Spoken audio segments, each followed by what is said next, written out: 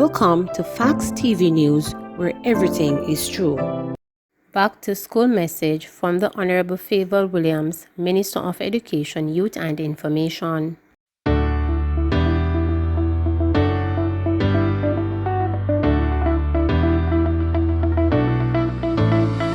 As we begin the 2021-2022 school year, we do so with the collective knowledge that our decisions today will determine whether we remain mired in the pandemic for another school year, or we begin to see our children carefree again and back in classrooms all across Jamaica.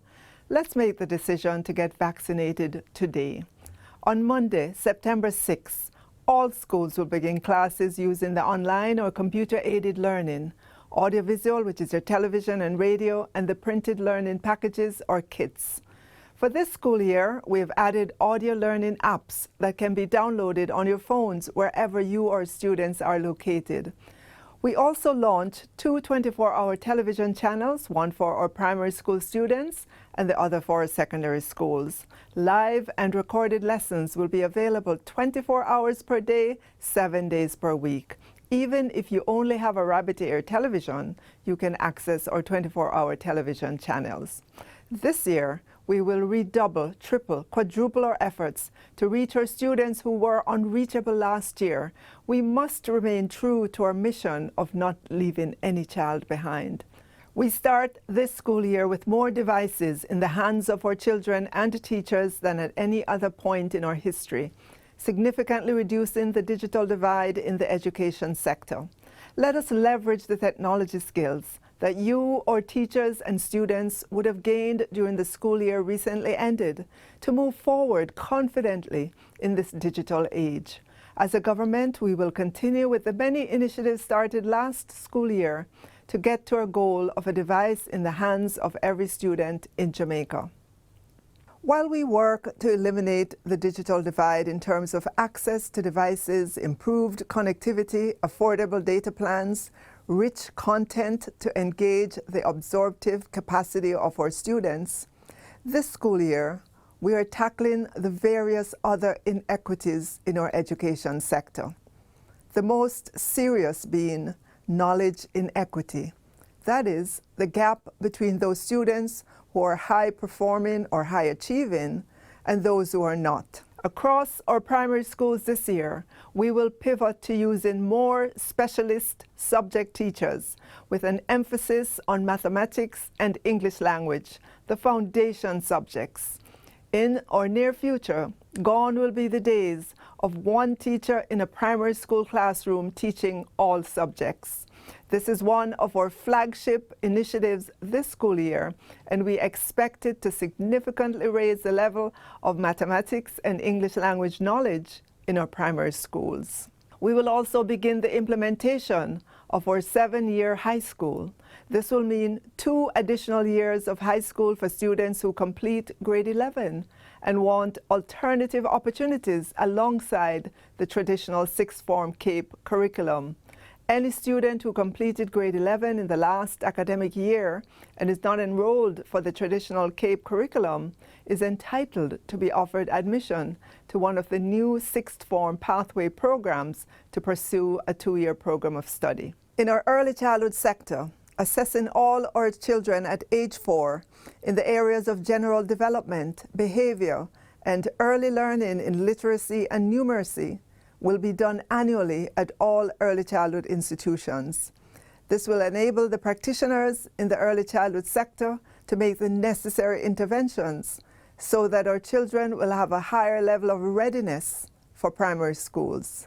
Of course, in all of our planning, we will not lose sight of our special needs students and institutions. We will ensure we carry them along as well. While we seek to eliminate the digital divide and reduce the knowledge inequity in the education sector, we target January 2022 to begin the implementation of character education in our schools, to teach our students a sense of diligence, how to focus on their studies, how to strive to do well, how to interact properly with their teachers and other students in and out of the classroom. We will be teaching them about their rights and duties as citizens, what it means to be a Jamaican, We want to teach them about a culture of peace. We want to educate them on tolerance and social partnerships. Underpinning character education will be the launch of a sustained multi-year good parenting campaign to help our parents eliminate corporal punishment of our children in the homes and in public spaces.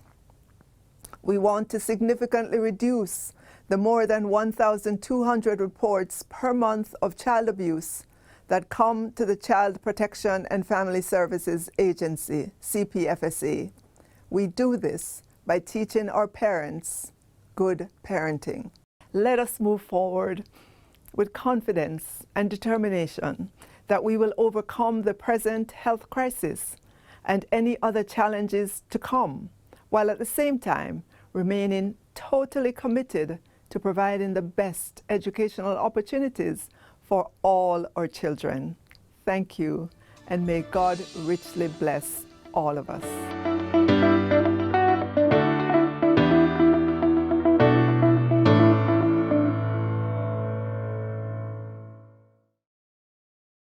The poor children were lost. At least 2 Clarendon principals are lamenting a decline in registration of new students for the new academic year that officially starts today.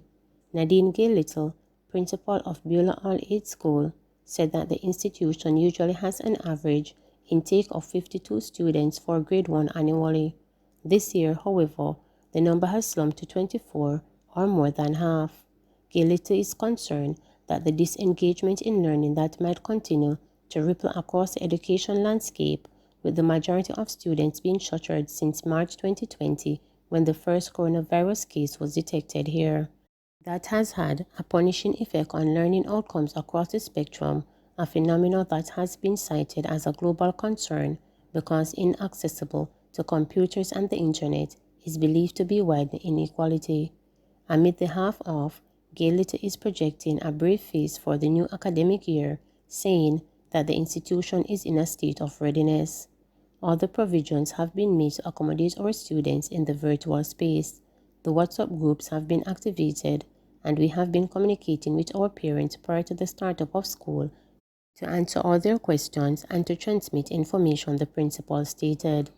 Beulah All-Age is also introducing psychosocial sessions for students and parents as well as free play sessions. This is a time-monitored activity to stimulate students, break the monotony of sitting in front of the computer for too long, and stimulate greater interest in other areas, she explained. Rebvke Thomas, principal of Holness Content Early Childhood Development Center, also noted a 40% decline in new enrollment. Describing the last academic year as tumultuous, the principal is fearful of the repeat of the virtual school woes for the new term.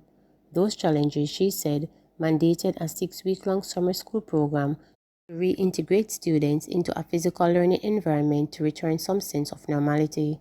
The online class for the 2 to 6-year-old students was a challenge. To get their attention and work with them online was not working out last year, Thomas noted. The poor kids were lost, and take into consideration that not having every child's parent and guardian can read to assist the child when work was sent out, that's a great setback, she said. Thomas noted that she had made special arrangements, including virtual and face-to-face classes, especially for students who will be transitioning into primary school next academic year. She gave the assurance that Holness Content has all in place in observance of COVID-19 protocols. The government has vacillated on the strategy for the resumption of face-to-face classes, with policy shifting on a vaccination psychology as well as timeline. While noting that current registration data have tracked previous years, Tricia Sinclair Campbell, principal of Mount Providence Primary and Infant School, said on Sunday that at least 20% of her students were still not ready for classes.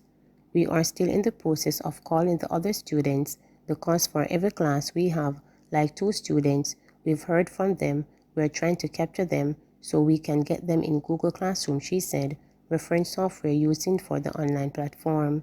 The principal said, however, that the Corona No Movement Days, which span September 5 to 7 and September 12 to 14, has hampered resumption plans. Not being able to move Monday and Tuesday is a little hindrance because we have persons who would come by the school and we tried to get them online, she said. The principal said too that students who have no option but to tap into school's internet service will also be at a disadvantage on lockdown days. Landslide in Hardward Gap, Blue Mountains. A couple of our cyclists did it yesterday, and then they posted it. So we knew about the breakout, but we didn't realize the extent of it. So we just came up this morning to get a good fit. So it's a route where you always do your cycling? It's a section. I go down to Rebvke. I'll go back around to Mavis Bank through St. Peter's. So often you take this route? Pretty often. It's one of them road that lead down right by Halliwell. Yeah. Well, they have a clear from the top. Can't clear from the bottom. They want to get the telescopic boom and start to move. Them the rock out of the way. Yeah. And then them chip away. You see the stone on this one, man? The thing roll goes straight down to the back. So what them going to know? Well, No, luckily, Savage Pen was now clear. Yeah. Just in time. I think they're open too, you know. There's a one lane up Guntown, the breakaway, Brockway, have a one lane go up now. Yeah. Mm-hmm. Keith go drive home now, Yeah, right, he Keith? was telling me Him about live it. above the breakaway. We can go to Garden Town, go Average, Mavis Bank, can go to St. Peter's, and we can take St. Peter's and come right back around to Portland and go to Rebvke. So one of our regular signature rides is a Rebvke ride, where we ride down to Rebvke, turn around and come back up the hill. Some persons will take it from Manor Park, go through the junction, and then turn up from Rebvke and come through the hills. But that's a regular ride. I say regular, not every weekend, but you know, one of our staple rides, annual rides for the year, and a couple more times during the year. During the year, we go in the valley, the Cascade Valley. So, Avocad Falls and St. Peter's, there's a river down there. We go Hagley's Gap. I mean, there's a lot of mountains. We go on the side of Constitution Hill and go back over to Bull Bay. This is going to be. This is the worst one. This looks like down the bottom. The good thing about it, there's nothing to build, there's only something to clear. Yeah. True. Do you know of anyone around these areas who may be affected by this landslide? Well, the persons that live beyond here. Yeah. So you have Halliwell, and then you have a lot of communities along the path. But you don't know anyone personally? Okay, and how are they faring now? Well, I don't know.